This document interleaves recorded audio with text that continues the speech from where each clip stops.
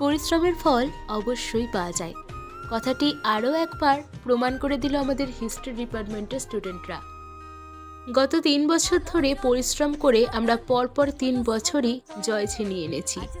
আমরা সকলে মিলে চেষ্টা করেছিলাম এবছর একটা স্থান পাওয়ার, আর আমরা পেরেওছি।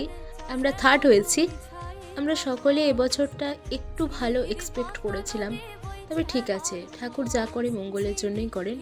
এভরিথিং ইজ গড প্ল্যান, এটা তো আমি মনে করি। আমরা এটাতেই বেশ খুশি।